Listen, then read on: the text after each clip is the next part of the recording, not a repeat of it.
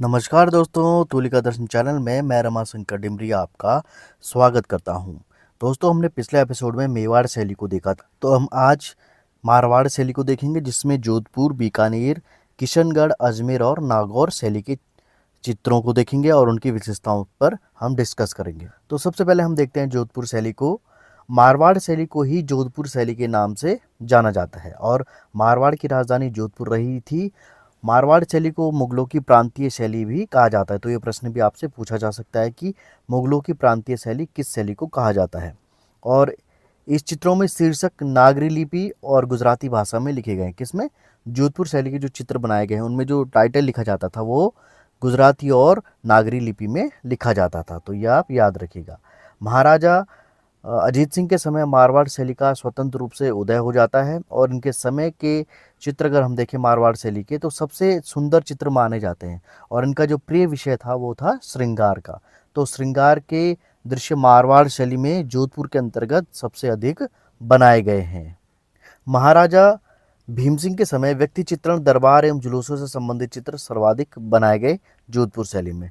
और इनके समय में 1803 ईस्वी में चित्र जो दशहरा दरबार है उसे जोधपुर शैली का सबसे सुंदरतम चित्र उसको माना जाता है। तो अगर आपसे प्रश्न पूछा जाता है कि दशहरा दरबार जो चित्र है वो राजस्थानी शैली का किस शैली से संबंधित है, तो आप जोधपुर शैली उसको बता सकते हैं। मारवाड़ शैली में नाथ संप्रदाय को सर्वाधिक प्रोत्साहन दिया गया था और नाथ संप्रदाय से संबंधित जो मारवाड़ में जोधपुर के नाथ मठ हैं, जो नाथ मठ, वहाँ से 63 ग्रंथ जो है चित्रित ग्रंथ हमें प्राप्त हुए हैं। तो इतिहासकारों ने इन्हीं चित्रित ग्रंथों का जो एनालिसिस किया है मारवाड़ और जोधपुर शैली के इतिहास को जानने के लिए।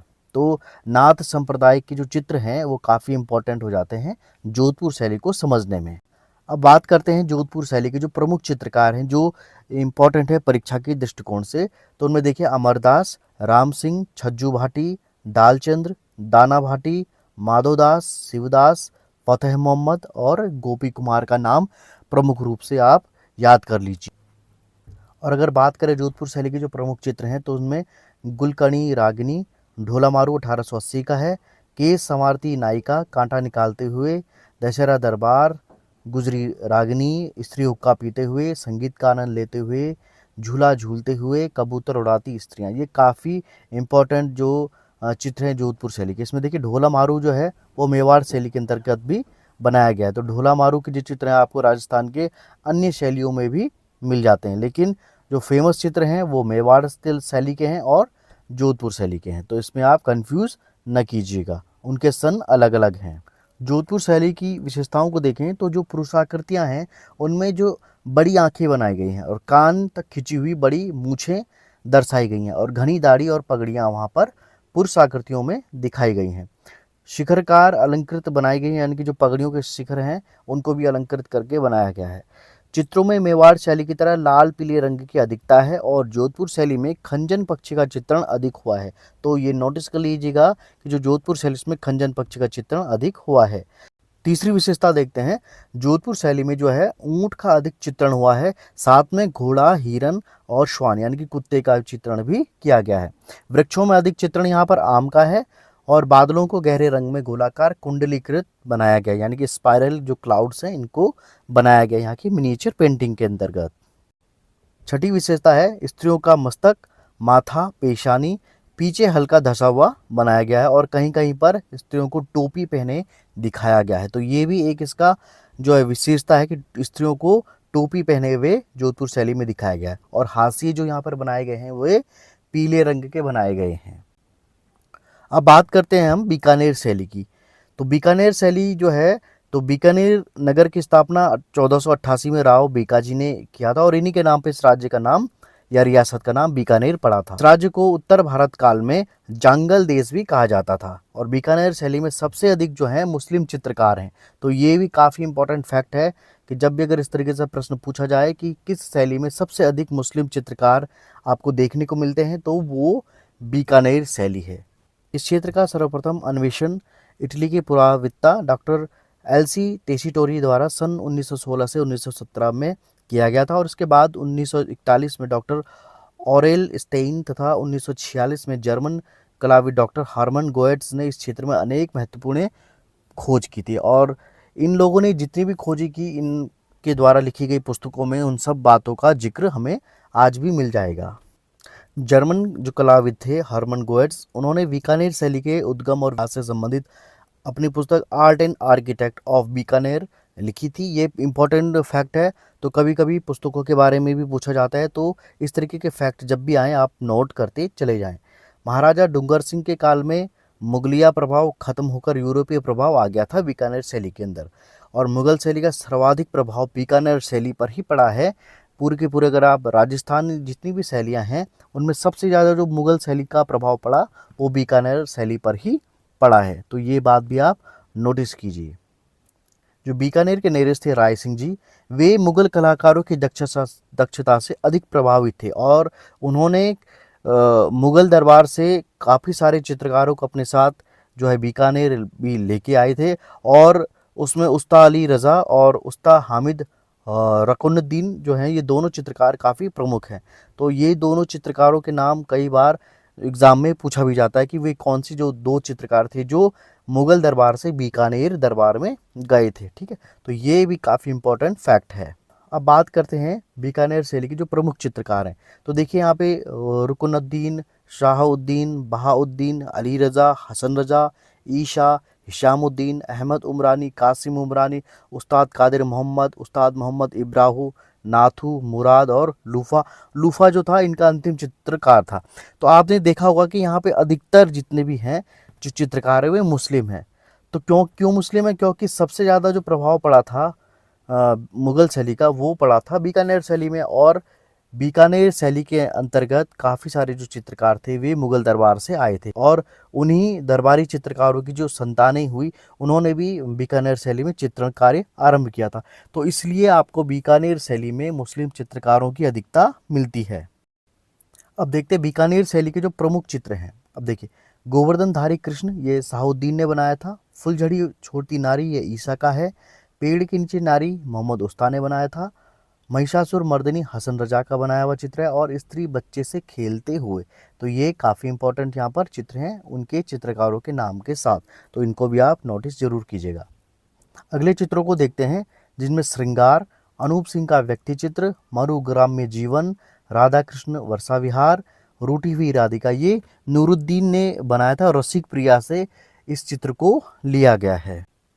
अब देखिए बीकानेर शैली के जो प्रमुख तथ्य हैं, महाराजा अनूप सिंह के काल में विशुद्ध बीकानेर शैली के दर्शन हमें दिखाई देते हैं, और राजा अनूप सिंह का जो काल था वो बीकानेर शैली का स्वर्ण युग कहा जाता था अनूप सिंह के काल को।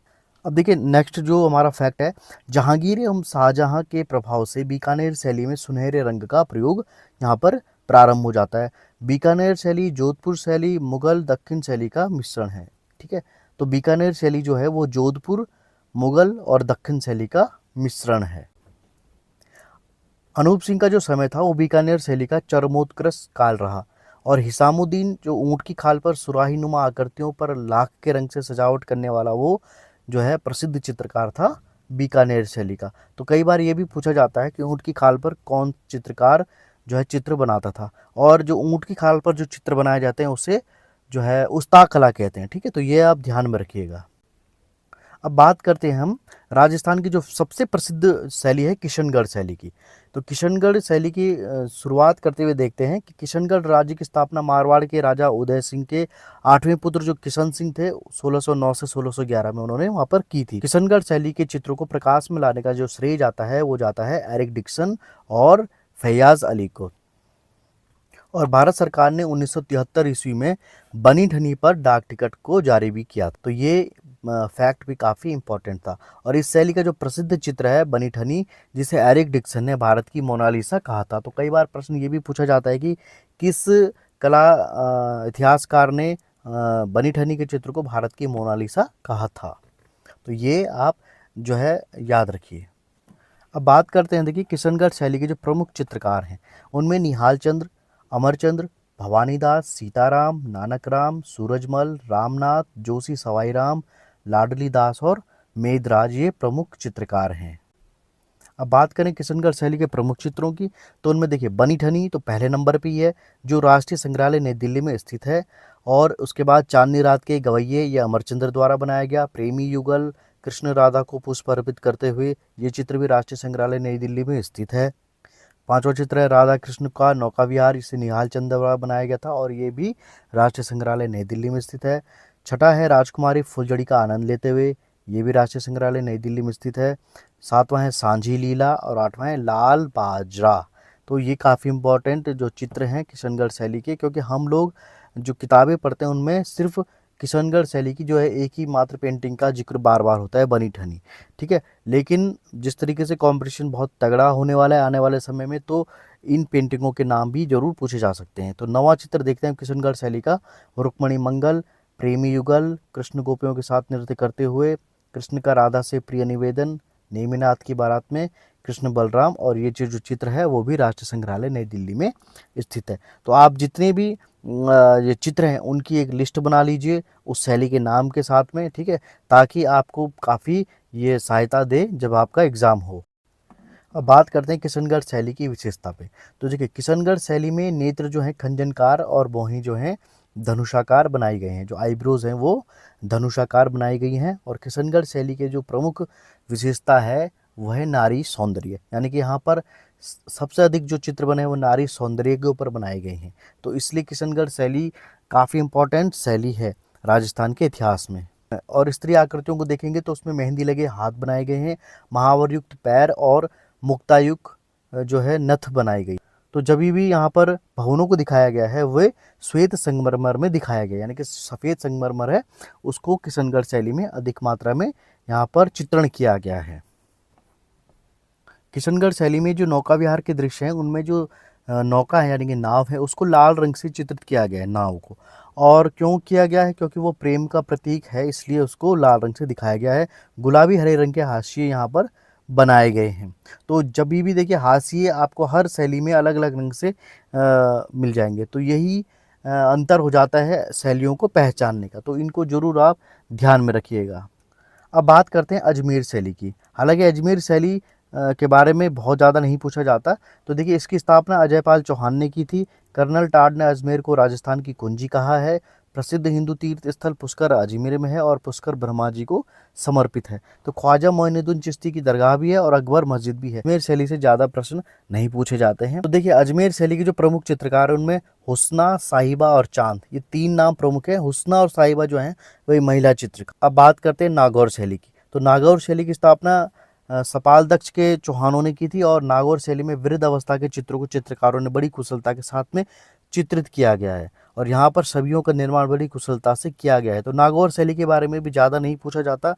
सिर्फ आपको ये दो फैक्ट याद रखने होंगे कि यहाँ पर जो है वृद्ध अवस्था के जो चित्र हैं उनको बड़ी कुशलता से वहाँ के चित्रकारों ने दिखाया है। जबकि आप राजस्थान की जो अन्य शैलियाँ उनमें देखेंगे तो आपको नारी का सौंदर्य दिखाया गया है या जब भी दिखाया गया तो यौवन रूप में दिखाया गया है। ठीक है, तो नागौर शैली में जो है बुझे हुए रंगों का प्रयोग हुआ है और नागौर में 15वीं शताब्दी में पांडव चरित्र ग्रंथ का निर्माण हुआ जिसमें भी काफ़ी सारे चित्र बनाए गए। तो अजमेर शैली और नागौर शैली से बहुत कम प्रश्न पूछे जाते हैं। तो आप फोकस रखिएगा जोधपुर, किशनगढ़ इन शैलियों पर। और आज के अंक का हमारा जो प्रश्न है, जल रंग का आविष्कार किस देश ने किया? ये काफ़ी इंपॉर्टेंट प्रश्न है। जल रंग का आविष्कार किस देश ने किया था? तो देखिए विकल्प भारत, अमेरिका, इंग्लैंड और चीन। तो आपको ये बताना होगा कि किस देश में जल रंग का आविष्कार किया गया। पिछले अंक में हमने आपसे प्रश्न किया था 1973 में भारत सरकार द्वारा राजस्थानी चित्र शैली के किस चित्र पर स्मरणीय डाक टिकट जारी किया गया था? देखिए विकल्प हमने दिए थे आपको ढूला मारू, गीत गोविंद, फड़ और बनी ठनी। तो इसका जो सही उत्तर है वो है बनी ठनी। तो सबसे पहले जवाब दिया है रेशमा जी ने लखनऊ से, आर्ट विद्राघव, नीलम रावत, धर्मेंद्र कुमार हरिद्वार से, नितिन सैनी रुड़की से, लोकेंद्र भट्ट देहरादून से, योगेंद्र सिंह प्रेमा मेहता नैनीताल से, वीरेंद्र जी रामनगर से और हिमांशु गुप्ता जी। आप सबको हार्दिक बधाइयाँ या आपने इस प्रश्न का सही उत्तर दिया।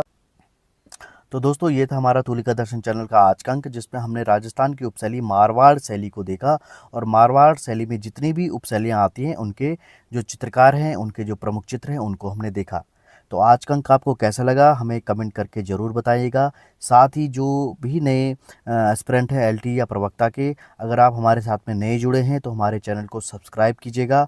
और अगर आप हमारे व्हाट्सएप ग्रुप में जुड़ना चाहते हैं जिसमें हम प्रतिदिन जो है ऑनलाइन प्रश्नोत्तरी भेजते हैं, तो आप हमारे व्हाट्सएप नंबर पे अपना नाम लिख करके हमें भेज सकते हैं। हम आपको अपने व्हाट्सएप ग्रुप में ऐड कर देंगे। तो आज का अंक यहीं समाप्त करते हैं। तो मिलते हैं अगले अंक में नए टॉपिक के साथ में। तब तक के लिए दीजिए मुझे इजाज़त। नमस्कार।